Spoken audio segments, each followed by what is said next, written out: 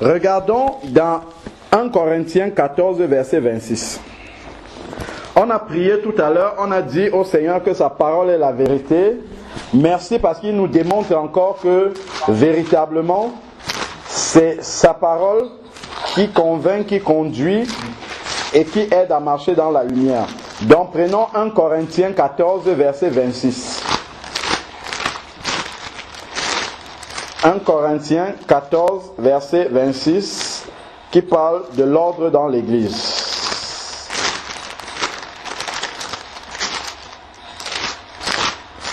Bon, on a l'habitude de lire ce verset-là au début du culte souvent, quand on y pense, mais aujourd'hui on lit après. Et ça c'est bien aussi parce que ça nous montre que ce verset-là c'est la vérité. Que faire donc, frères, lorsque vous vous assemblez? Chacun a-t-il un cantique, une instruction, une révélation, une langue, une interprétation? Que tout se fasse pour l'édification. Est-ce que vous avez observé la manière dont le Saint-Esprit a conduit ces moments-ci? Dès le début. C'est l'Esprit de Dieu même qui conduit. Les uns ont des cantiques, les autres chantent l'Esprit de Dieu. On commence, c'est Claudia qui donne son témoignage. Moi je pensais que Claudia allait dire bonjour, je m'appelle Claudia, et puis on passe à quelqu'un d'autre, mais elle a commencé son témoignage, les autres ont suivi, et ainsi de suite. C'est vraiment l'Esprit de Dieu qui voulait qu'on passe par les témoignages, et Dieu seul sait si c'est justement au travers de ces témoignages-là, si ça n'a pas appuyé la parole sur le baptême et débloqué quelqu'un. C'est vraiment l'Esprit, il faut qu'on apprenne vraiment à faire cette confiance-là au Saint-Esprit pour conduire toutes choses et marcher vraiment selon la vérité de la parole de Dieu. Et ça nous conduit encore à vraiment réaliser que le modèle biblique que le Seigneur veut pour son Église, qui est l'Église de maison, ce n'est que là-dedans qu'on peut appliquer ce verset-ci comme il se doit. Imaginons-nous qu'on était 400 maintenant. Déjà, les quelques-uns qu'on est, on n'a pas encore tous donné nos témoignages. Il est déjà à quelle heure? Imaginons si les 3000 de la Pentecôte devaient donner leur témoignage avant de passer dans les eaux du baptême.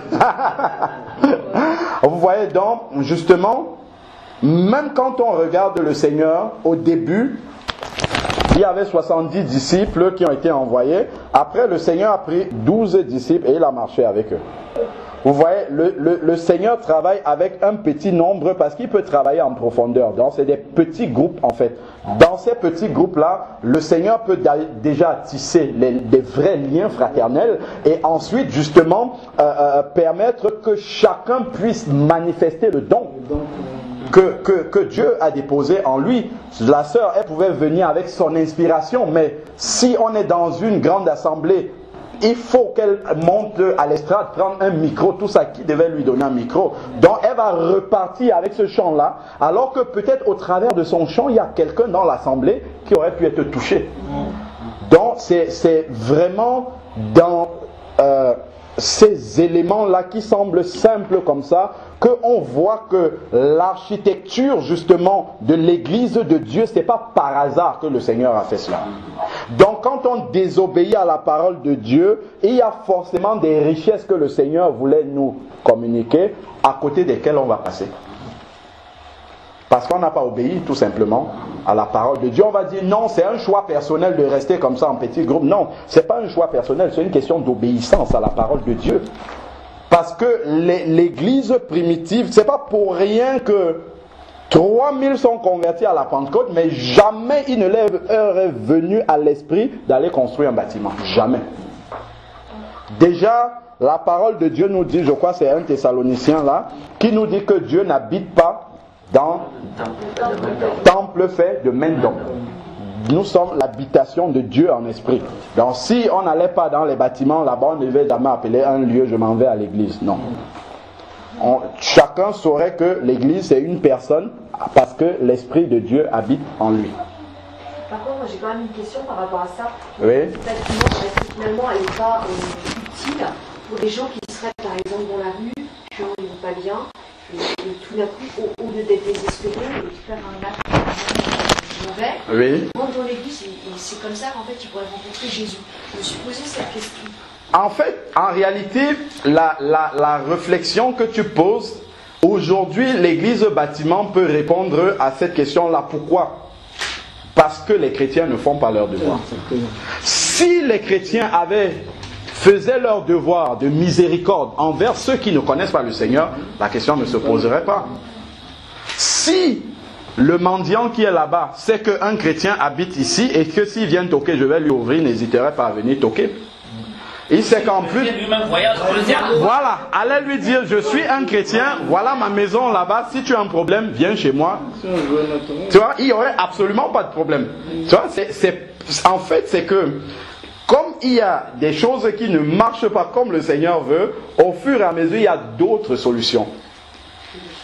Mais qui viennent de l'homme. Ce ne sont pas des solutions qui viennent de Dieu. Parce que, en fait, dans la parole de Dieu, à partir du livre des Actes, il n'y a absolument aucun verset par lequel on peut soutenir qu'on aille construire une église bâtiment. Il n'y a pas de verset biblique. Les apôtres n'ont pas eu cette réflexion-là d'aller construire un bâtiment et de permettre aux gens de venir s'assembler. Ça tue les dons. Or, Dieu ne veut pas. Il veut que tout le monde puisse exprimer, manifester son don. En plus, ça permet justement,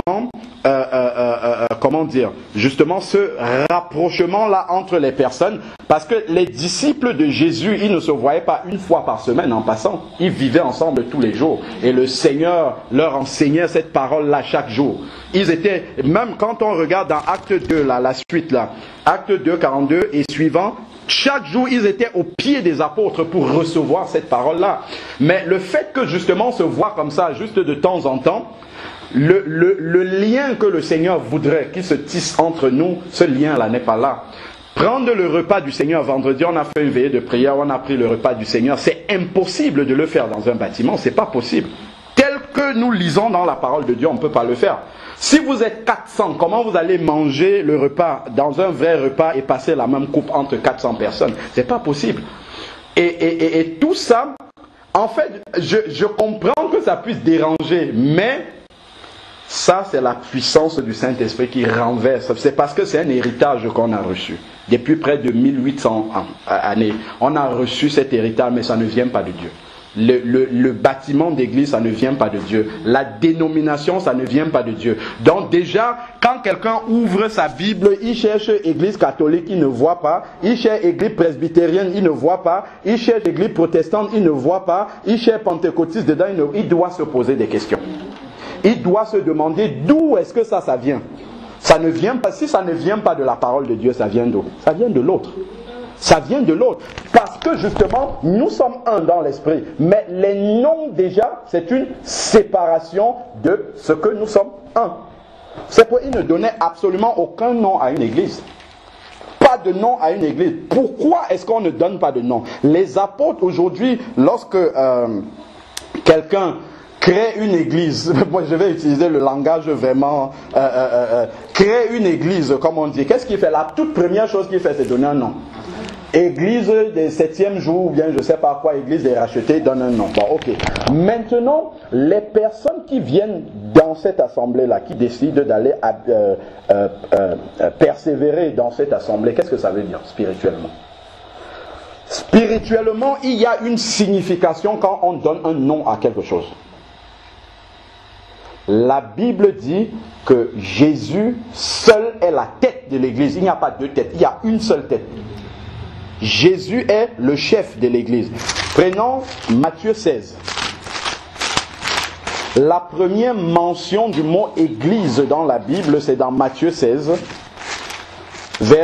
Prenons à partir du verset 13.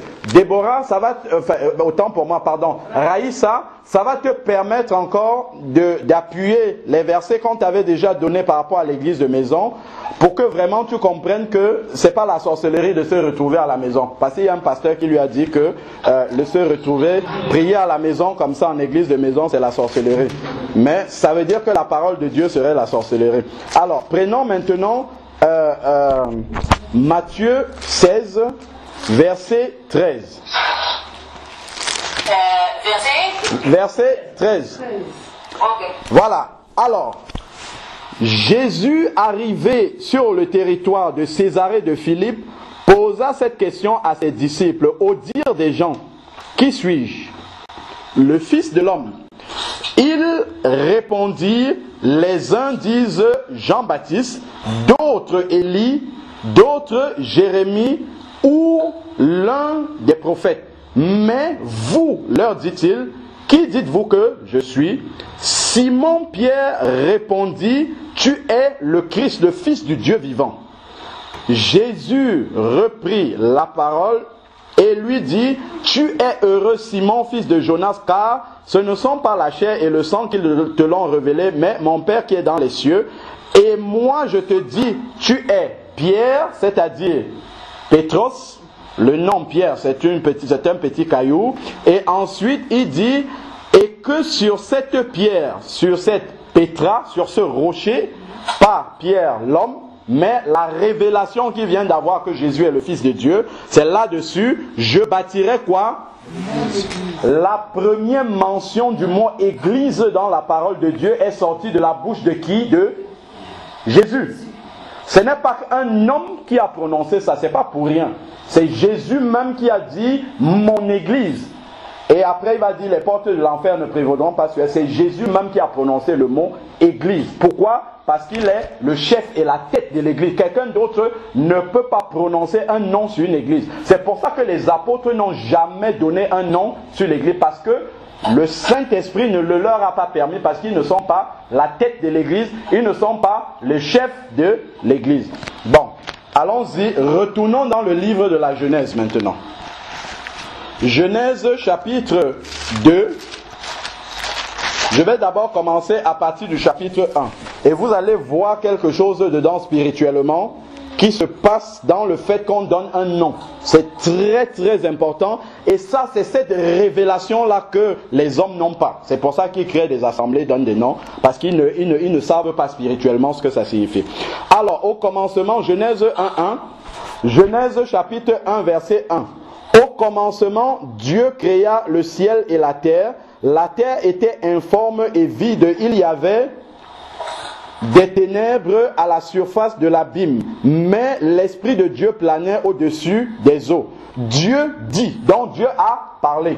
Dieu a dit quelque chose. Qu'est-ce qu'il a dit? Que la lumière soit et la lumière fut. Donc la lumière a obéi à la parole de Dieu. Ensuite, Dieu vit que la lumière était bonne. Dieu sépara la lumière d'avec les ténèbres. Dieu fit quoi? Appela la lumière jour et il appela les ténèbres nuit. Donc il a nommé la lumière, il a nommé le jour, il a nommé la nuit. C'est pour cela que Dieu a l'autorité sur le jour et la nuit. Et si nous lisons toute la création, puisque Dieu a donné des noms à ces choses-là, c'est pour cela que Dieu a cette autorité sur tous les éléments de la nature.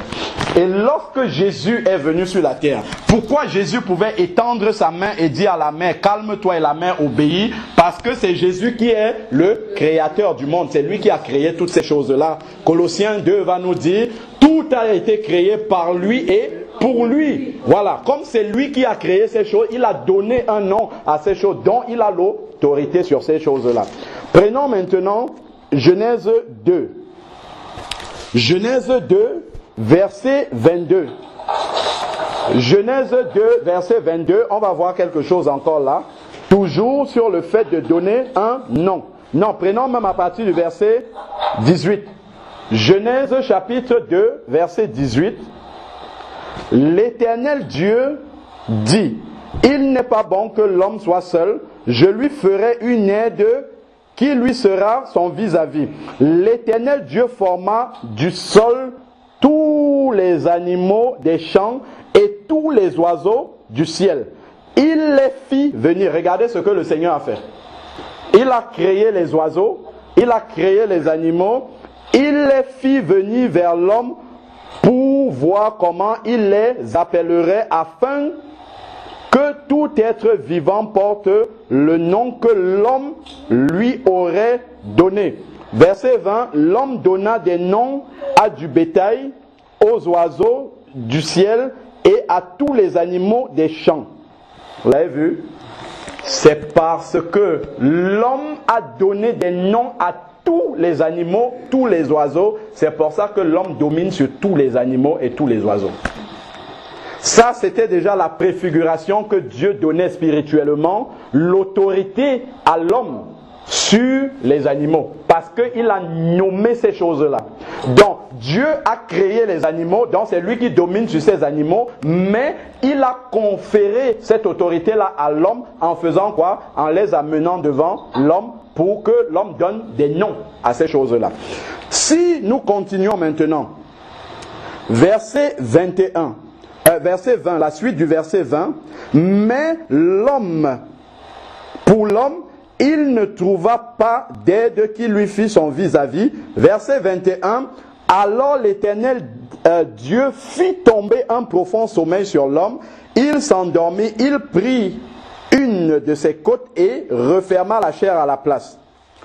L'Éternel Dieu forma une femme de la côte qu'il avait prise à l'homme et il emmena. Est-ce que vous avez vu? C'est pas l'homme qui allait trouver la femme, mais c'est Dieu qui a emmené la femme devant l'homme. Pourquoi faire? Il l'emmena vers l'homme et l'homme dit, l'homme a parlé. Vous avez vu ça? L'homme a parlé, cette fois c'est l'os de mes os, la chair de ma chair, car c'est elle, voilà, qu'on appellera femme. Donc l'homme a nommé, il a donné le nom de la femme.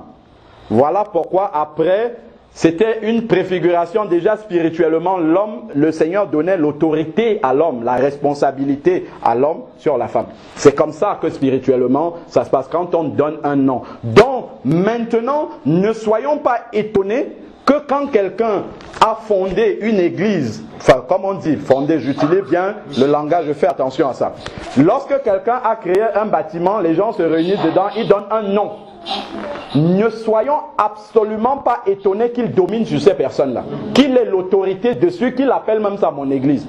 C'est normal, c'est son église. Spirituellement même il a raison. Parce que c'est lui qui a fondé et il a donné un nom à ça. Donc là-dedans, Dieu ne va pas dire ferme ton abomination. Pas du tout, il a raison. C'est nous qui sommes dedans qui devons sortir.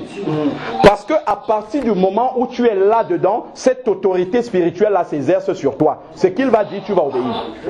Tu vas obéir. Si tu ne sors pas de là, tu dois obéir. Si tu te reconnais comme étant un pentecôtiste, ça veut dire que toute la doctrine que celui qui a créé le pentecôtisme a créé, tu dois l'accepter. Tu dois marcher selon ça, c'est biblique en fait. Mais comme justement, nous n'avons pas cette révélation-là que le fait de donner un nom, ça a un poids spirituel. Hein. Regardons même lorsque Dieu appelait certaines personnes, Abraham par exemple, quand Dieu l'appelait à une mission à devenir le père des nations, il a changé son nom, il lui a donné un nom. Parce que le fait de donner un nom comme ça, c'est dire tu vas marcher comme moi, je te montre de marcher. C'est moi qui suis ton Seigneur, c'est moi qui suis ton maître. Maintenant tu ne vas plus t'appeler Abraham comme tes parents t'ont appelé, tu t'appelleras Abraham parce que c'est moi qui donne ce nom-là. Maintenant tu vas marcher comme je veux. À la fin de la parole de Dieu, le Seigneur dit à ceux qui vaincront, je leur donnerai un nom nouveau. Vous voyez, tout ça, c'est pas par hasard parachuté dans la parole de Dieu. C'est pas par hasard. C'est parce que nous sommes aveuglés par tellement d'années, de siècles de doctrine humaine, de tradition humaine qu'on n'arrive pas à comprendre ces choses-là. Mais tout ça, les apôtres avaient cette révélation-là. C'est pour ça qu'ils n'ont pas pris ce chemin-là. Je peux dire quelque chose? Oui, bien sûr. Oui. Donc, tout ce que vous dites, c'est biblique. Enfin, tout ce qu'on a partagé, c'est biblique. Mais en fait, moi personnellement, je suis pour. Bon, bien sûr que dans tous les passages du Nouveau Testament, on voit donc que l'Église, ça n'a jamais été un bâtiment, mais c'est nous qui sommes le temple du Saint-Esprit et qui formons l'Église. Et ça, personne ne peut vous contredire là-dessus parce que c'est biblique. Et comme vous dites, quand on voit dans les actes, on voit le modèle de la première Église. Et tout ça, je suis d'accord.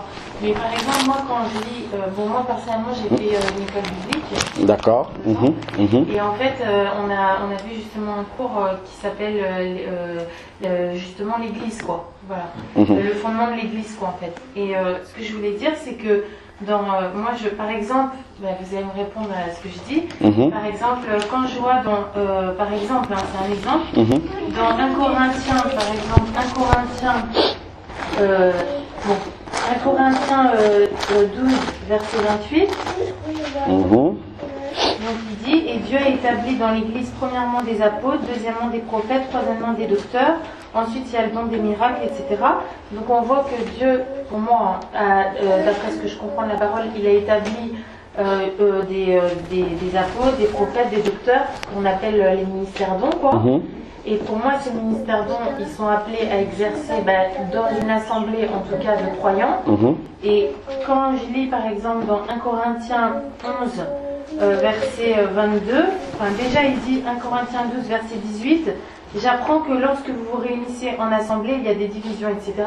Donc ça veut dire quand même qu'il y avait des assemblées. L'assemblée, parce que l'apôtre Paul, quand il écrit les lettres, il écrit la lettre à l'église de Corinthe, à l'église d'Éphèse, à l'église de Philippe. Et par exemple, je ne sais pas ce que vous pensez de ce verset, dans 1 Corinthiens 11, verset 22, n'y a-t-il pas des maisons pour y manger et boire, ou méprisez-vous l'église de Dieu et couvrez-vous de confusion ceux qui n'ont rien? Ça veut dire qu'il différenciait les maisons de l'église où ils se réunissaient pour prendre la Sainte Seine, puisqu'il dit juste en haut, quand vous vous réunissez en assemblée. Donc pour moi, c'est intelligent, enfin ce que vous dites par rapport au nom et de donner un nom et que c'est un acte qui a l'autorité, tout ça, d'un certain côté je suis d'accord. Mais moi, par exemple, je suis dans une église où on exerce les dons spirituels. Et quand il y a quelqu'un qui a un don, il exerce. Ou quelqu'un qui a un chant, il exerce. Ou quelqu'un qui a une parole en langue, il exerce. Et je trouve que aussi l'assemblée, alors quand je dis assemblée, ça peut être 10 personnes, ou 100 personnes évidemment. Je parle assemblée, donc je m'excuse, mais ici aussi c'est une assemblée. Là, c'est une assemblée aussi. Et aussi ça permet que chacun puisse servir Dieu d'une certaine manière. Voilà. Maintenant, bien sûr, on ne va pas jouer sur les mots, mais ce que je veux dire, c'est que là, par exemple, dans le passage dans 1 Corinthiens 12, verset 28, il dit Dieu établit dans l'Église premièrement des apôtres, etc. Et pour moi, les ministères, que ce soit le ministère d'évangéliste ou le ministère de comment dire, le ministère de docteur, tout ça, c'est des dons que Dieu a donnés à l'Église. Et forcément, comme il n'y a pas que des églises de 10 personnes par exemple, maintenant, moi c'est ma conviction, c'est que l'Église, on vit une certaine dimension dans l'Église qu'on ne peut pas vivre.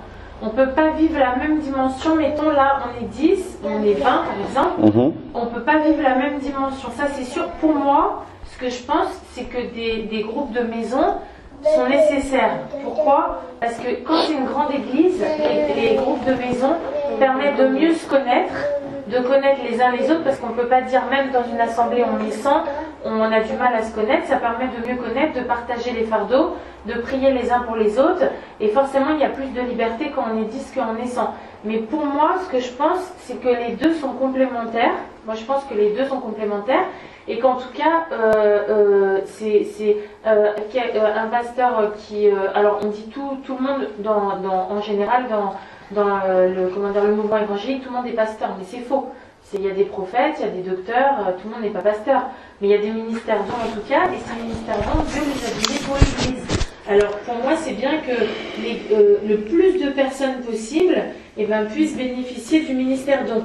Mais après, comment dire, le fait d'avoir des groupes de 10, c'est bien 10 d'ailleurs, ou 20, il ne faut pas que ce soit trop nombreux non plus, et ça permet justement ça favorise la communion fraternelle, ça favorise aussi les dons, ça favorise beaucoup de choses.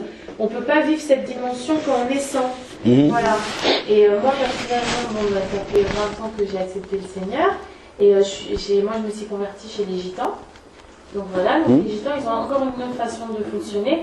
Concernant le baptême, moi, quand je suis née de nouveau, donc j'étais à l'église une première fois, et la troisième fois que je suis née de nouveau, j'étais baptisée de l'Esprit. Voilà. Mais après, j'ai voulu me faire baptiser. On m'a baptisée en effet dans une petite piscine sous une tente. Donc voilà. Voilà, je me suis fait baptiser 2 mois après être née de nouveau. Pour moi, c'était tout à fait normal. J'aurais pas attendu 1 an ou 2 ans parce que j'ai vraiment. Je suis née de nouveau. Il n'y a pas besoin d'attendre 1 an, 2 ans, même 10 ans pour se faire baptiser. Bon, après, j'étais dans une église de 500 personnes, pendant 13 ans. Après, j'étais à l'école biblique, et après, le Seigneur m'a conduit à l'église où je suis actuellement, où il y a une centaine de personnes le dimanche, et dans la semaine, on est une vingtaine à peu près. Et donc, moi, dans toutes ces expériences que j'ai faites, je me suis fait mon idée, aussi à l'aide de la parole de Dieu. Et pour moi, l'Église est nécessaire pour l'édification du corps de Christ avec les ministères dons que Dieu a donnés. Mais les groupes de maison, je pourrais dire, sont nécessaires parce qu'il y en a qui peuvent fréquenter, disons, une église, comme je dis église, disons, par exemple, de 100 bâtiments. Voilà, c'est ça, merci, une église bâtiment. Mais ils n'ont pas du tout la dimension de la communion fraternelle. Et il y a plein de choses qu'ils n'ont pas comme dimension parce qu'ils ne peuvent pas le vivre au niveau des 100 personnes qu'il y a. Et c'est pour ça que souvent les grandes églises, ils font aussi des cellules, par exemple, ils se réunissent pas dans des réunions de prière ensemble les 100 personnes, mais il faut aussi des cellules, voilà. Et moi personnellement, je suis soumise à une autorité spirituelle, celle de mon pasteur. Moi personnellement, ça fait 2 ans que j'ai fait des groupes découvertes de la Bible pour des femmes musulmanes. Parce que les femmes musulmanes, elles sont plus sensibles, enfin, elles acceptent plus quand ça vient d'autres femmes plutôt que d'un pasteur. Et pour elles, de rentrer dans l'église, c'est quasiment impossible. En tout cas, au départ, elles rentreront pas dans l'église. Donc moi, elles venaient tout le temps, mais dans l'église, elles commencent juste à venir maintenant, au bout de 2 ans. Mais ça n'empêche que dans ce service-là, je suis sous l'autorité spirituelle de mon pasteur. Et pour moi, c'est important. D'accord. Ok. Bon. J'ai bien compris ce que tu as dit. Ouais. Et je vais encore relire un verset qu'on a déjà lu là. 2 Timothée 3, 16. Il y a ce que la parole de Dieu dit. Et il y a ce que les hommes font. À partir de l'instant où on dit ce qu'ils font, ce n'est pas mauvais, on est déjà en train de partir dans l'erreur. Tu vois, c'est en fait l'église bâtiment en soi, quand on regarde comme ça, il n'y a rien de mauvais là-dedans, humainement. Mais ça, c'est pas l'église de Dieu. Mais quand il dit Dieu a établi dans l'église... Je vais expliquer le verset là, je vais le décortiquer bien, tu vas comprendre. Bien, on va entrer là-dedans. Ça ne fait que confirmer même ce qu'on est en train de dire. Donc, en fait, si tu pars sur l'expérience humaine, tu vas forcément te tromper. Parce que dans le raisonnement humain, on a de très bonnes raisons. Et c'est pas pour rien que quand Jésus dit à ses disciples, je vais aller à la croix, puis c'est à la suite de Matthieu 16 là. Pierre va dire non, qu'il ne plaise à Dieu, tu n'iras pas. Et Jésus dit, arrière de moi, Satan, tes pensées sont des pensées d'homme. Souvent, Satan trompe les hommes, c'est-à-dire que la pensée de l'homme, c'est très très proche comme ça. C'est Pierre qui a dit, tu es le Christ, le Fils du Dieu vivant, mais peu de temps après, il lui dit, tu n'iras pas à la croix. C'était de très bons sentiments.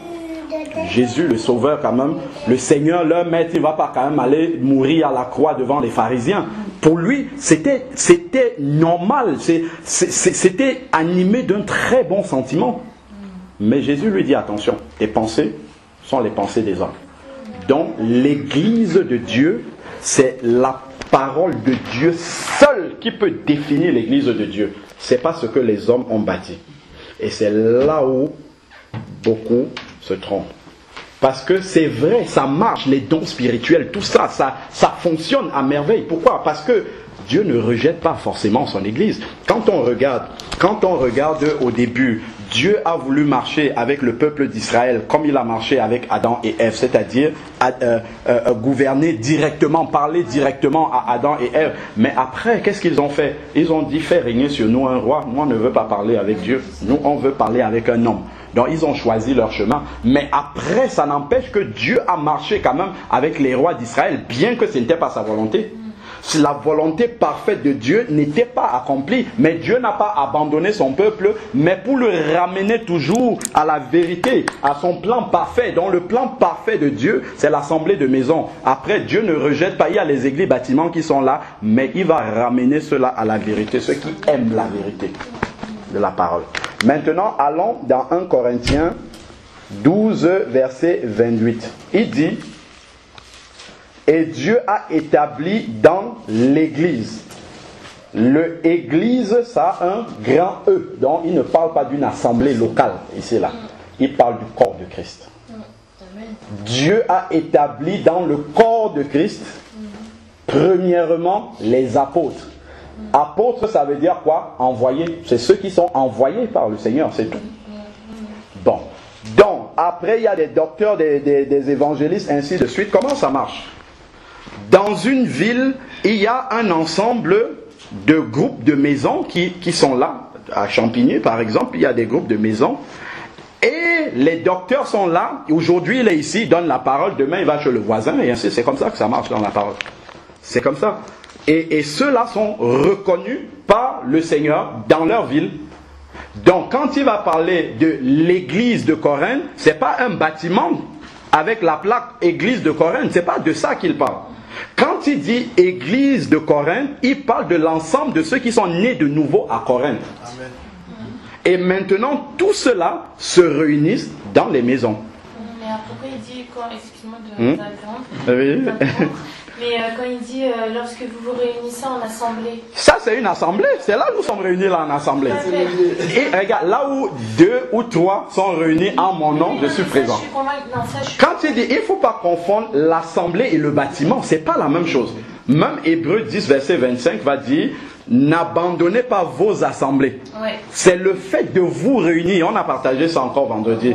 N'abandonnez pas le fait de vous réunir. Même, je crois, dans Acte 11 au verset 26, la première mention du mot chrétien dans la Bible, il dit qu'ils ont persévéré dans les assemblées de l'église. Tu vois, c'est pas le bâtiment. Il faut faire très attention. Quand il parle d'assemblée, c'est là où 2 ou 3 sont réunis. C'est ça qu'il appelle assemblée. Oui, excuse-moi, mais quand il dit par exemple, justement dans ce verset-là qui est intéressant, donc n'abandonnez pas votre assemblée. Pour moi, dans ce verset, il parle de l'assemblée locale. Par exemple, je vais aller dans cette église bâtiment locale, c'est-à-dire à côté de chez moi, locale, et que ça me plaît pas, il y a des choses qui me plaisent pas, alors je vais aller à 10 km plus loin pour voir si c'est mieux. Or, souvent les problèmes, c'est pas dans telle assemblée bâtiment, enfin voilà, église, bâtiment ou autre, le problème il est plutôt dans notre cœur. Bien sûr, bien sûr. Donc le fait de changer de bâtiment, ça changera pas notre cœur. Oui, bien sûr, bien sûr. Donc, non, mais je dis ça, bon, c'est vrai qu'à Paris, il y a beaucoup d'églises, bâtiments, quand ça va pas dans une, on va dans une autre, etc. Et pour moi, le sens de ce verset, n'abandonnez pas votre assemblée, pour moi c'est dans le sens l'église locale, son église locale. Oui. Pour moi c'est ça. C'est n'abandonnez pas le fait de vous réunir avec les frères, c'est ça. C'est n'abandonnons pas notre assemblée, c'est ça que le verset dit. Si tu le lis bien, c'est Hébreux 10, verset 25. N'abandonnons pas notre assemblée. Donc le fait de nous réunir avec les bien-aimés, parce que l'église c'est pas une personne, c'est là où 2 sont réunis. Tu vois. Et donc partout où il parle d'assemblée, le problème, je comprends en fait, c'est ce problème de vocabulaire se pose parce que justement il y a ce poids de l'héritage qui est là. On a commencé à appeler les bâtiments des assemblées. C'est pas, le bâtiment c'est pas une assemblée. Une assemblée ce sont des personnes qui sont réunies, 2 personnes ensemble. Tu vois, c'est ça qu'on appelle l'assemblée. Tu vois, donc c'est pour ça que finalement. D'accord, mais que ce soit dans une maison. Non, on prend la parole, il faut prendre la parole, il faut prendre l'appui sur la parole. Parce que ça aussi c'est un bâtiment, tu vois. Bien sûr, bien sûr. Que ce soit dans une maison finalement, ou que ce soit comment dire, dans une salle, que ce soit dans une maison ou dans une salle. Et pour moi, comment dire, c'est l'église du Seigneur. Voilà. Moi je sais que je me suis posé la même question, et j'ai vraiment le sentiment aussi, avec le peu que je connais, moi que les 2 aussi étaient complémentaires. Si effectivement on ne prend pas une église bâtiment avec un nom, dès qu'on voit par exemple église chrétienne de Poitiers, église chrétienne de Nancy, c'est ça que je me suis dit en fait, il y a peut-être un discernement à faire. Je comprends parfaitement ce que vous dites. Totalement, je suis 100%, je comprends ce raisonnement-là. Mais en fait, je ne peux pas raisonner en fonction de ce que moi je trouve bon. Je suis obligé de prendre appui sur la parole de Dieu et la manière dont les gens, pas les gens, mais les premiers chrétiens. Parce qu'en fait, on a un modèle. Si aujourd'hui tu sèmes du maïs, à la fin il faut que tu retrouves le maïs. Dieu ne peut pas fonder une assemblée de maisons et venir récupérer un bâtiment à la fin. C'est pas Dieu, il faut s'instruire sur l'histoire de l'église et savoir d'où ça vient. Ça ne vient absolument pas de Dieu, ça vient de Constantin qui s'est converti et qui a construit des bâtiments parce que à l'époque avant Constantin, les chrétiens ne se réunissaient, c'était les seuls à ne pas se réunir dans un endroit de culte. C'était les seuls. Les Juifs avaient leur synagogue, les Romains avaient leur temple où ils faisaient justement les cérémonies, où il y avait les prêtres, avaient les soutanes et tout ça. Ça existait déjà à l'époque romaine. Donc quand Constantin se convertit, ben, un roi venait se réunir comme ça avec les gens à la maison, pas du tout. Donc il faut montrer la puissance justement de la religion du roi. Donc là on a construit ces édifices-là. C'est comme ça que ça a commencé. Donc on a changé la parole de Dieu. Et Jésus dit qu'il vient chercher une église sans tache ni ride. Donc si moi je vois déjà dans une assemblée quelque chose qui n'est pas dans la parole de Dieu, je vais demander au Seigneur, Seigneur, est-ce que tu es là dedans? Oui, le Seigneur est là, mais pour sortir les gens, pour les ramener à son modèle. Maintenant, regardons étape par étape comment l'Église naît dans la parole de Dieu. Et ça, si je regarde à côté de cela, il y a même des vrais serviteurs de Dieu, j'en connais un, qui a bien commencé à la maison, je suis sûr qu'il a reçu une vraie révélation du Seigneur, mais quand le nombre a commencé à grandir, il reçoit du Seigneur, il faut élargir. Qu'est-ce qu'il fait? Au lieu de demander, Seigneur, de quelle manière je dois élargir, il regarde à côté, il voit que les gens ont des salles, il prend des salles maintenant. Non, élargir c'est quoi? Scindez-vous en deux, toi tu vas donner la parole dans la suite là-bas, et ainsi de suite. C'est comme ça, si le bâtiment était dans la pensée du Seigneur, la toute première chose que les 3000 auraient fait le jour de la Pentecôte, chacun donne un peu, on construit un bâtiment. Mais ils n'ont pas fait ça. Qu'est-ce qu'ils ont fait? Quand on regarde Lydie, par exemple, quand elle croit, qu'est-ce qu'elle fait? Elle dit, si vous jugez bon d'entrer dans ma maison, et après, plus tard, on voit que sa maison est devenue le lieu de prière. Ça, c'était conduit par le Saint-Esprit. Mais maintenant, c'est conduit par la pensée de l'homme. Et la pensée de l'homme repose sur un héritage qu'il a déjà eu. C'est ça le problème. Le problème, c'est qu'il n'y a personne, en tout cas, il n'y a pas grand nombre aujourd'hui qui commence une assemblée par révélation même directe de la parole de Dieu. Il va forcément regarder ce que l'autre a fait. Et il va reproduire. Il ne va pas dire, quand quelqu'un va venir te dire, voilà, le Seigneur m'a demandé de fonder une assemblée. Il m'a dit, appelle cette assemblée-là la dernière église des saints de Dieu. Déjà, il y a un problème. Pourquoi il n'a pas donné cette révélation-là à Paul? Pourquoi il n'a pas donné cette révélation-là à Pierre? Mais là, déjà, on peut dire, oui, ok, tu es animé de bons sentiments, mais ce que tu as reçu là, ça ne peut pas venir de Dieu parce que ça contredit la parole de Dieu. C'est pas dans la parole de Dieu. Oui. Et après, je voulais vraiment expliquer comment l'Église naît dans la parole avec Jésus, les apôtres ensuite, et on voit que cette pensée-là, elle est présente toujours dès le début, dans la suite des apôtres jusqu'à la fin. Mais sinon, je peux juste poser deux questions. Oui. Donc, toi, par exemple, je te tutoie, donc oui. avant, enfin, comment dire, ça fait combien de temps que vous réunissez Ici, ça doit faire... On a commencé un peu en janvier, non? Oui, mais c'était plus pour les réunions de sortie d'évangélisation. Mais en assemblée de maison, vraiment, c'est peut-être au mois de juin, comme ça. De 2013? 2013, oui, oui. Et avant, vous étiez dans une assemblée locale ici. Oui, oui, oui. Mm-hmm. Et donc, c'est Dieu qui vous a donné la révélation pour faire ça, de l'église de maison? Oui, j'ai été... En fait, moi, quand je me suis converti, oui. J'avais écouté les enseignements du frère Viomura, oui. Et il parlait de l'assemblée de maison, il a défini comment l'église, et j'étais convaincu déjà par la parole de Dieu dès la conversion. Bon, maintenant, ne trouvant pas dans mon entourage des gens qui se réunissent de cette façon-là, je suis parti dans un bâtiment, mais même en étant dans le bâtiment, dans mon cœur, je savais qu'à un moment donné, il faudra que je sorte pour obéir à la parole de Dieu. Parce que quand je voyais le fonctionnement de l'église, j'ai prêché la parole dans le bâtiment. Quand je voyais la manière dont ça se passait, je savais que ce n'était pas conforme à la parole de Dieu. Quand je voyais l'organisation humaine qu'il y avait derrière, je disais, ça, l'église de Dieu ne peut pas fonctionner comme ça, parce que le Saint-Esprit n'a aucune place ici. D'accord. Et du coup,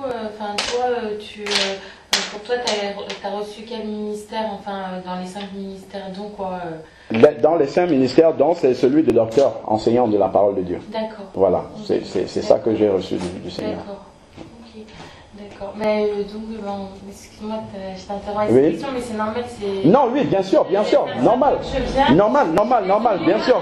Non, c'est bien parce que ça nous édifie. Je suis pas là pour contrer quoi que ce soit. Ah non, pas du tout. Non. Libre, il faut être libre complètement. En plus, c'est bien quand on partage comme ça, justement, parce que chacun peut dire ce qu'il comprend de la parole. Oui.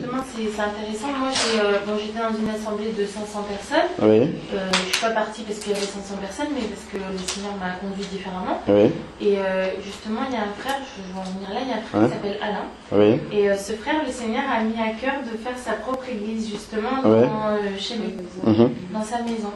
Et récemment, il m'a invité pour que je l'aide pour l'évangélisation, parce qu'il ne sait pas comment contacter du monde pour que finalement les personnes viennent. Donc ça, c'est la première chose à faire, l'évangélisation pour attirer des gens, pour qu'il n'y ait pas que des chrétiens, quoi. Et du coup, mais ce qui était très miraculeux, c'est que le pasteur de cette église, qui est par contre pasteur depuis 40 ans dans cette église, donc il y a des choses au niveau du fonctionnement, moi, qui ne me convenait pas du tout, là, par rapport à ce que j'ai reçu à l'école biblique.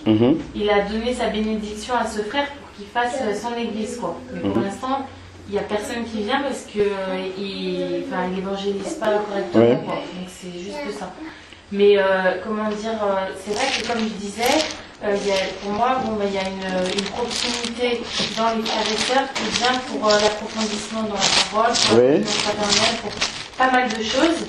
Mais par exemple, quand tu prends l'exemple du Mexique, moi j'ai une amie qui est missionnaire qui est également à l'école biblique et qui vient du Mexique.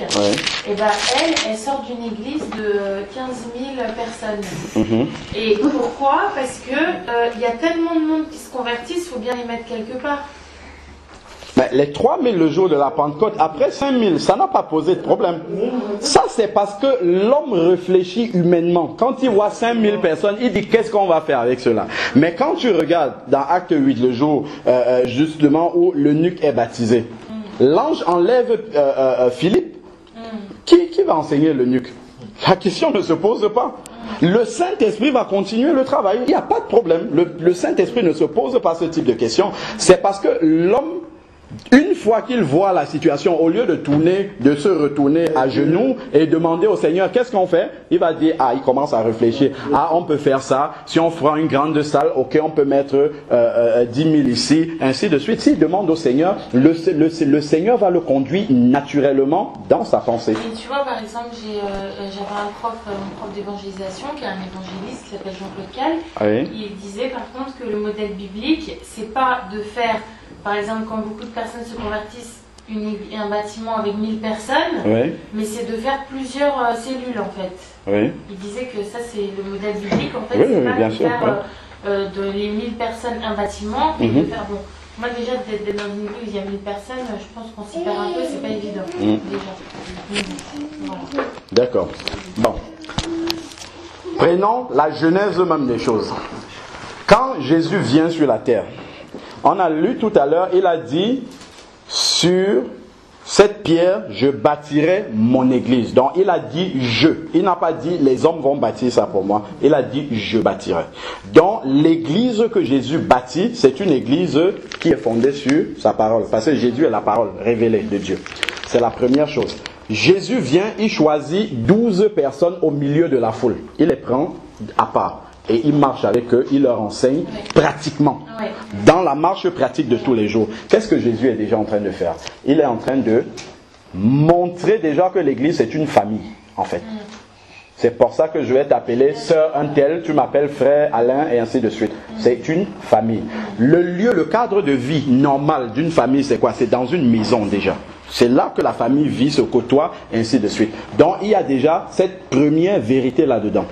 Quand tu vas dans un local où tu vas te réunir tout simplement, quand tu arrives dans cet endroit-là, naturellement l'être humain a tendance à se transformer là-bas.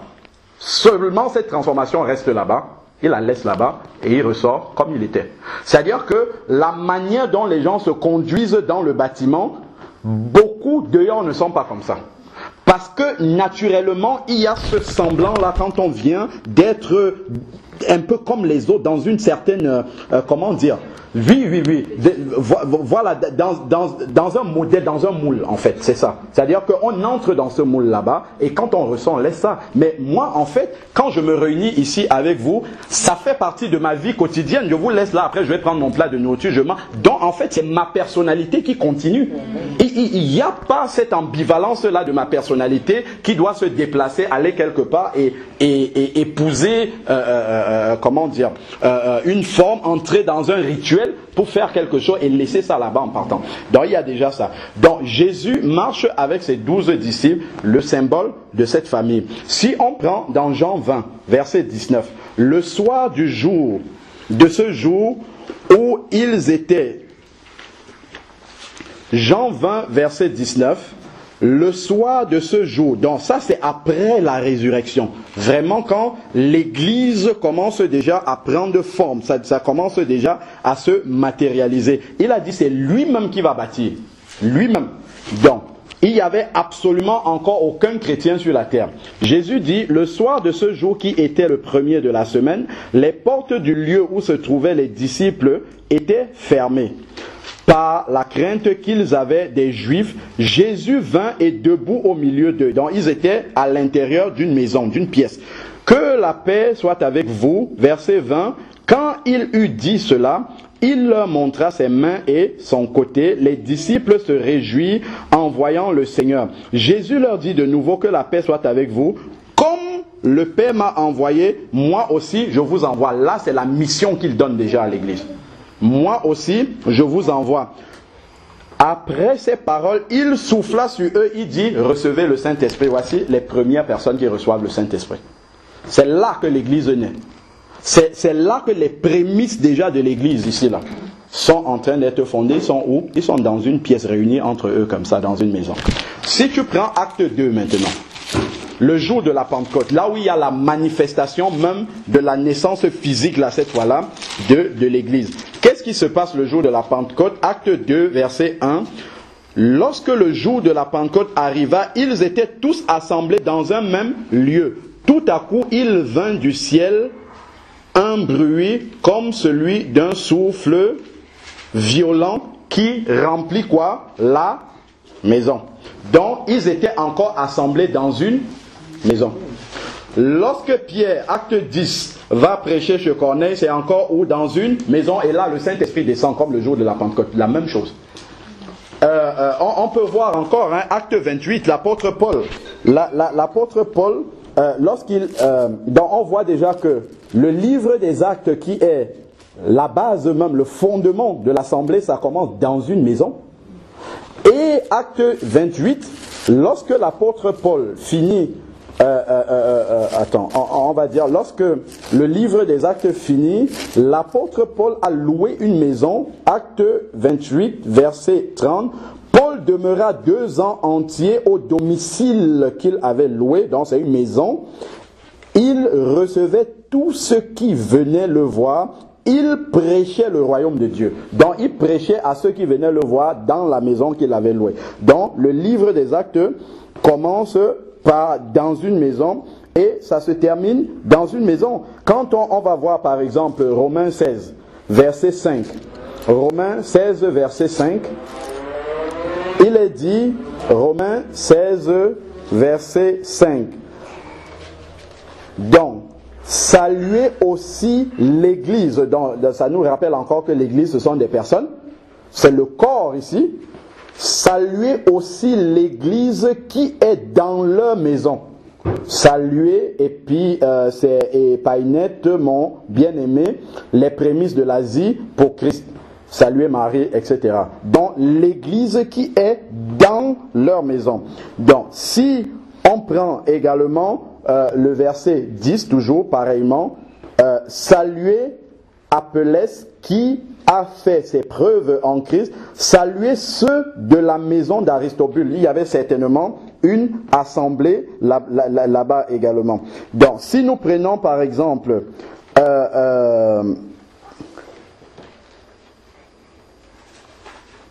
si nous prenons par exemple 1 Corinthiens 16,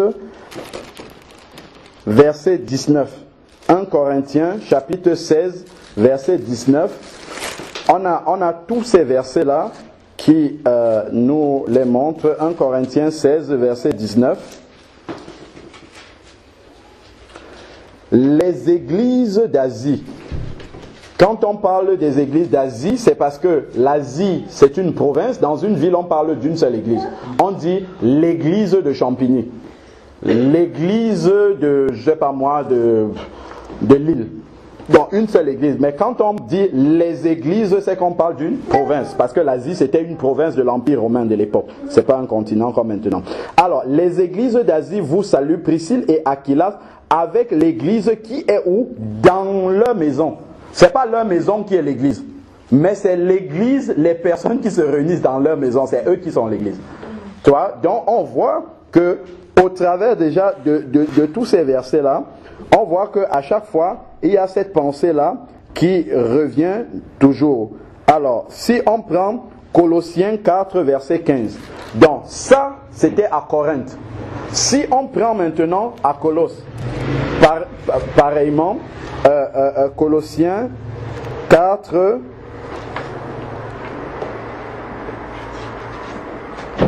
Colossiens 4, 15.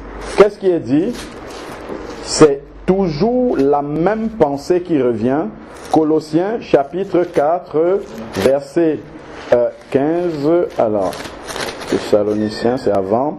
Alors, il est dit, saluez les frères qui sont à Laodicée, ainsi que Nymphas et l'église qui est dans sa maison. À chaque fois, l'église qui est dans sa maison. Donc, on voit que cette volonté-là est répandue depuis quand le Seigneur lui-même était là. Il a commencé à fonder l'église dans la maison. Le jour de la Pentecôte, il fait descendre l'Esprit dans la maison. L'apôtre Paul, à la fin, est dans une maison, et dans toutes les différentes assemblées, les différentes églises qui sont là, on voit à chaque fois que la même pensée revient toujours de se réunir dans la maison. Souvent, il y a, je crois, il y a aussi Philémon, hein, Philémon 2 par exemple. Philémon, qui est très caché, là j'ai souvent du mal à retrouver ça. C'est tout petit. Hein. Si quelqu'un me dit entre deux livres où c'est situé, il me gagnerait du temps. Philémon, voilà, bah, c'est après Tite, c'est ça, ouais, merci. Alors, Philémon, verset 2 dit, on peut lire à partir de 1, Paul prisonnier pour le Christ Jésus, et le frère Timothée à Philémon, notre bien-aimé compagnon d'œuvre, et à Appia, notre sœur, à Archippe, notre compagnon de combat, et à l'église qui est dans ta maison. L'église qui est dans sa maison. Le Saint-Esprit ne peut absolument pas se tromper avec la même pensée comme ça du début jusqu'à la fin. Ça veut dire que derrière, il y a un enseignement spirituel que le Seigneur veut faire passer. En fait, il faut voir une chose, c'est que la parole de Dieu, c'est comme un château de cartes. Le Seigneur dit placer ça, cette poutre-là, un peu comme il a parlé à Noé. Il a dit à Noé, construis l'arche, il a donné les dimensions, il a donné tout. Il n'a laissé rien à la discrétion de Noé. Il a dit, tu prends ça, ça fera tel nombre de coudées, ensuite ça, ainsi de suite, tu construis, ça va donner, même quand, comment on l'appelle, Moïse devait construire le tabernacle. Qu'est-ce qu'il a fait? Il lui a montré la vision sur la montagne du tabernacle. Il a dit, voilà ce que tu dois construire. Il n'a pas dit, va faire ce que tu veux. Lorsque David a eu à cœur de construire le temple, c'est Dieu qui a donné, on voit ça dans, je crois c'est dans 2 Rois, on voit que c'est Dieu qui a donné les plans même du temple. Il n'a pas dit, vas-y fais. De la même façon, Jésus a dit, je bâtirai mon église. Donc c'est par son esprit, puisque Jésus n'est plus là physiquement, c'est par son esprit qu'il bâtit cette église-là.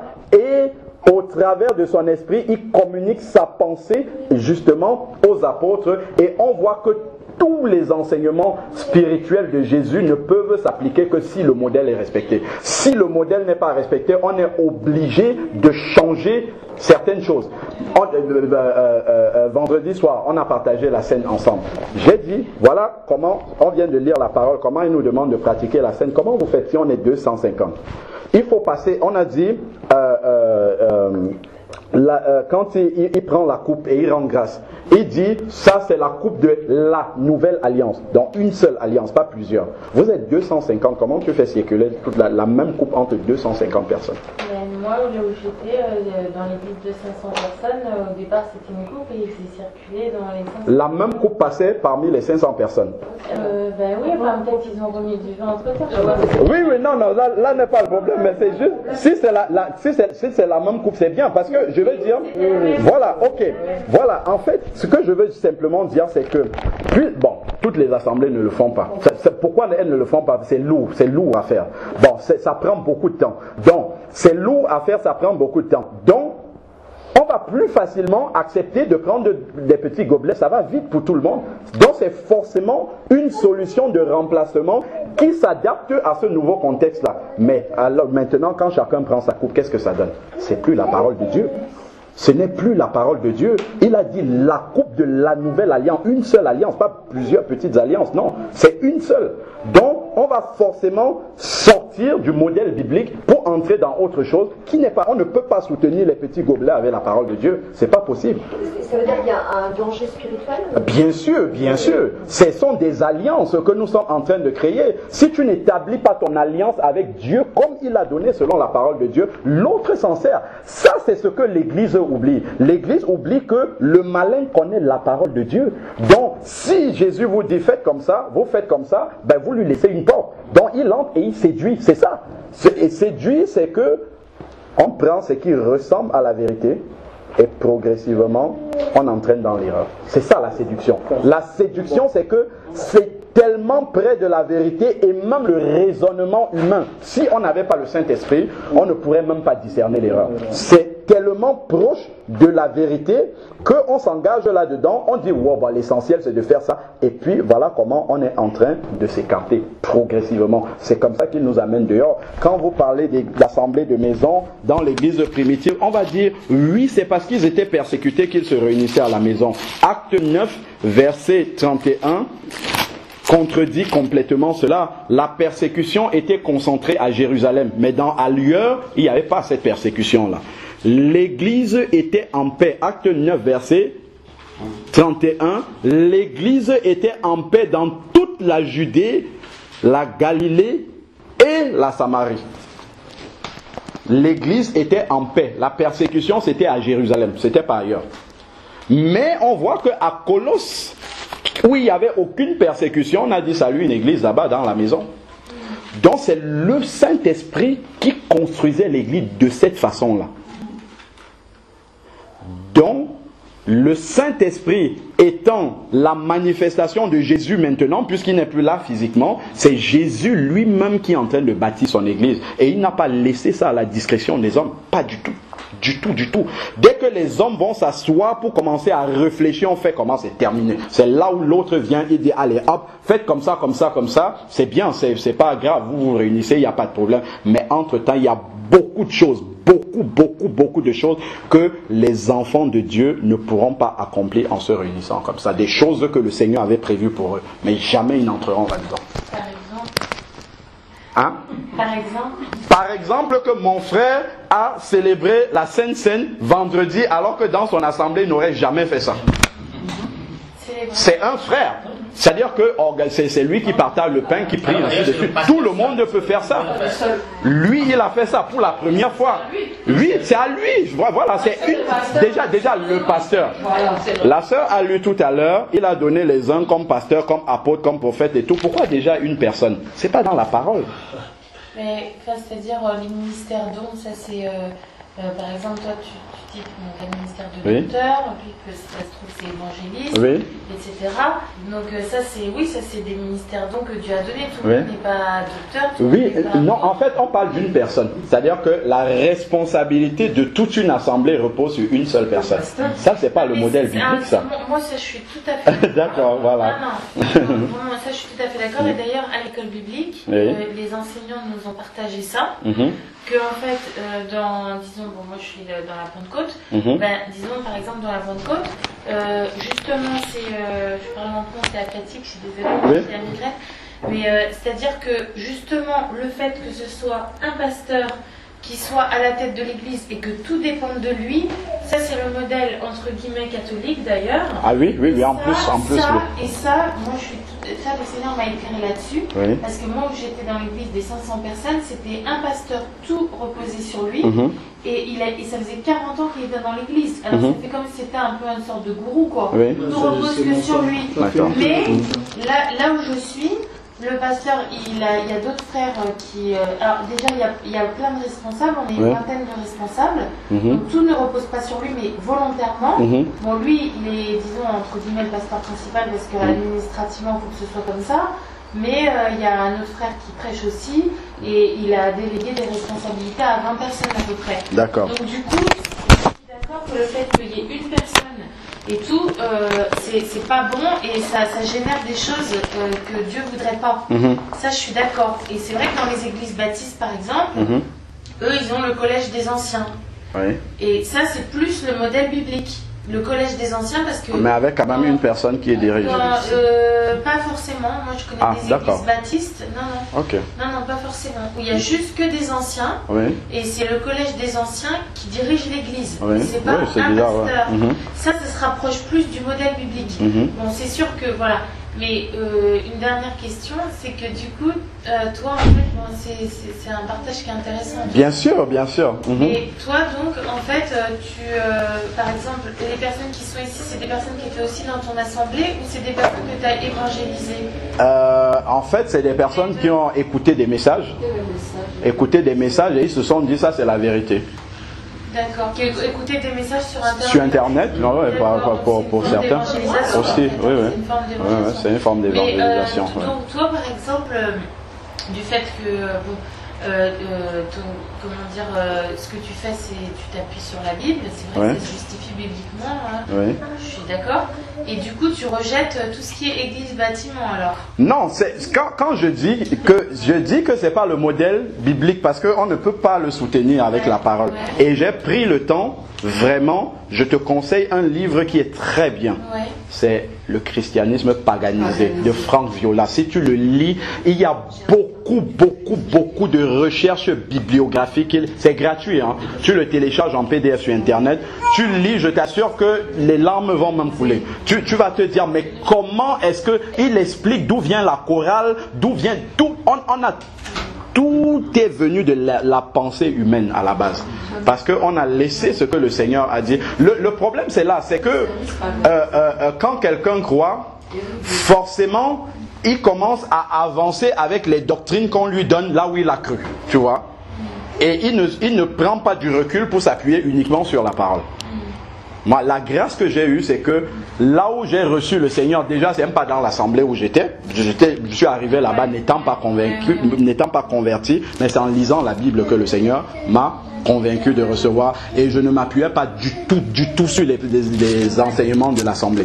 J'avais déjà cette démarche-là d'écouter à gauche, à droite. Et c'est là que le Seigneur m'a conduit vers des enseignements qui m'ont ouvert les yeux directement. Tu vois?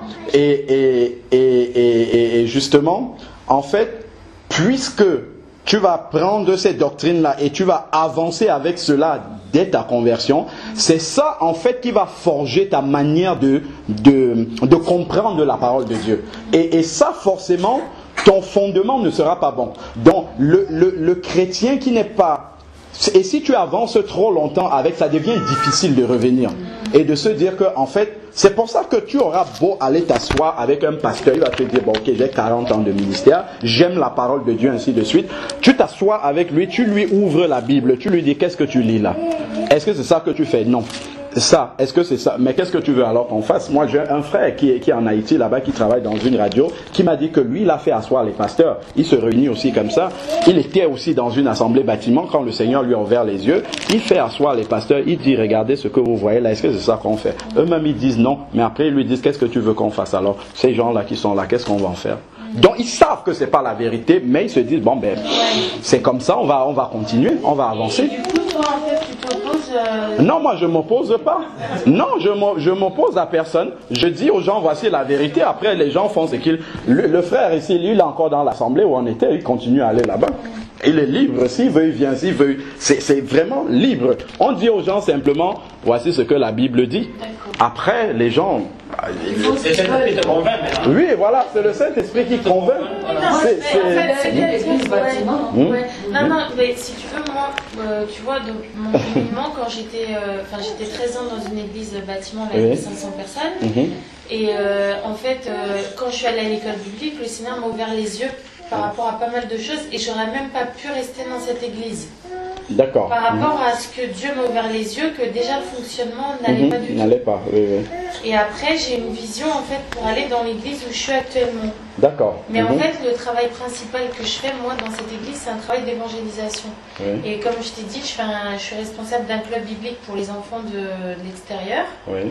Et donc j'ai une 20-25 enfants, mais on a un groupe, on est 5, on est 6. Et en même temps, j'avais un groupe découverte de la vie pour les femmes musulmanes, mais sous l'autorité de mon pasteur. Oui. Mais rien que ça, dans une église bâtiment entre guillemets normale, je pense pas que je pourrais le faire. C'est parce que mon pasteur est hyper ouvert. Oui, oui, oui, bien sûr, bien mon sûr. pasteur est déjà hyper ouvert parce que déjà faire un groupe découverte avec des femmes musulmanes, il y a beaucoup de pasteurs qui n'accepteraient pas. Bien sûr, bien sûr. Alors que les femmes musulmanes ne rentrent pas dans une église. Bon là, il y en a une qui va se faire baptiser, l'autre, elle a accepté le Seigneur. Amen, waouh. Gloire à Dieu. Et je sais que dans une église bâtiment entre guillemets normale, je pourrais déjà pas faire ce que je fais. Et moi, mon but, moi, le fardeau que j'ai sur mon cœur, si tu veux, c'est l'évangélisation. Amen, c'est bien. Voilà. Mais je me rends compte que même, tu vois, dans ce cadre-là, les personnes ont besoin d'être suivies personnellement. Tu vois, c'est-à-dire une personne qui vient à l'église, la victoire n'est pas là. Et que la personne découvre, on en parlait avec Bénédicte, la victoire, c'est que la personne découvre personnellement la Bible, soit enseignée personnellement dans la Bible et elle-même découvre la Bible. Voilà, c'est ça. Et du coup, si tu veux, je comprends que pour en revenir à ce que tu disais, je comprends que des pasteurs qui ont fonctionné d'une certaine manière pendant X temps, finalement, des pasteurs comme ça, même s'ils voient avec la Bible que finalement c'était pas le modèle biblique, tout seul, tu vois, par exemple, je te donne un exemple par rapport à ça. Il y a le président de l'Action missionnaire de France, l'Action missionnaire, l'ancien président qui a bien épluché les Écritures et qui a vu que finalement, dans le mouvement, on appelle tout le monde pasteur. Et que du coup, ça empêche les vrais ministères en fait de se développer, voilà, tu vois. Et du coup, il a dit, maintenant, il faut que les prophètes s'appellent prophètes, les docteurs s'appellent docteurs, parce qu'un évangéliste ne va pas rester 15 ans dans une église, c'est impossible. C'est comme si on le liait les mains, puisqu'il est appelé à voyager, il est appelé à sortir, quoi. Et du coup, il a écrit une lettre aux 75 pasteurs de France, en leur disant, maintenant, il ne faut plus appeler tout le monde pasteur, il faut qu'on remette les noms. Et ben lui, je pense qu'il a été exclu déjà du mouvement, ou en limite d'être exclu, du fait qu'il a voulu revenir en fait à la parole. Donc voilà, donc c'est sûr qu'il y a un pasteur qui fonctionne pendant des années d'une certaine manière, c'est difficile de revenir en arrière pour lui dire voilà. Maintenant, pour des personnes plus jeunes qui ont une expérience dans une assemblée, Dieu leur montre quelque chose, c'est plus facile. Mais je reconnais, par contre, ce que je dis c'est vrai, c'est que dans une église bâtiment, il y a des fonctionnements qui sont humains et qui entravent l'œuvre de Dieu. Ça, je ne vais pas te dire le contraire, ça c'est sûr. Maintenant, moi je m'épanouis quand même malgré tout dans l'église par rapport à ce que j'ai reçu de Dieu. Être dans une église bâtiment et être les bras croisés, c'est bien pour ça que je suis partie. Enfin, moi je suis pianiste donc je faisais que le piano, mais moi j'ai pas été appelée à faire que le piano, j'ai été appelée à gagner des âmes. Amen, amen. Être dans une église bâtiment et être les bras croisés, pour moi, en aucun cas, c'est intéressant de toute façon. Parce que Dieu nous a appelés à gagner des âmes. Amen, amen, notion, tout le monde. Tu vois, cette notion de faire des disciples, malheureusement, elle se perd beaucoup. Elle se perd beaucoup, justement, dans les églises bâtiments parce qu'on est trop dans un confort. Tu vois. Et moi, personnellement, je connais bien, je ne sais pas si tu connais Saïd de Gibou. Oui, bien sûr. Voilà. Oui, moi, j'ai fait beaucoup de formations avec lui. Bon, c'est un ami. Enfin, tu vois, ça fait des années que je fais des formations avec lui. Et en fait, lui, il insiste beaucoup sur le discipolat. Et justement, cette idée d'études découvertes, tu vois, c'est une association qui vient des États-Unis. C'est évangéliser un groupe de personnes, et ce groupe-là va évangéliser un autre groupe, etc., tu vois. Mais que mon pasteur m'ait laissé faire ça, c'était déjà un miracle. C'est déjà un miracle, tu vois. Et donc voilà, donc tout ça pour dire que oui, c'est vrai que l'église bâtiment a des inconvénients. Et donc il y a des dysfonctionnements entre guillemets. Je vais mentir si je te dis pas ça. Mais ceci dit, je pense qu'on peut quand même s'épanouir. Ah oui. Oui. Si c'est juste s'épanouir, oui. Non, mais après, par rapport au fait que Dieu, tu vois, nous appelle à... Si chaque chrétien, par exemple, moi mon problème, pour moi le plus grand problème, c'est que c'est un bon problème, si tu veux, c'est que chaque chrétien on est amené à faire des disciples. Bien sûr, c'est la mission principale. Évangélise et fait des disciples, la France serait réveillée aujourd'hui. Amen.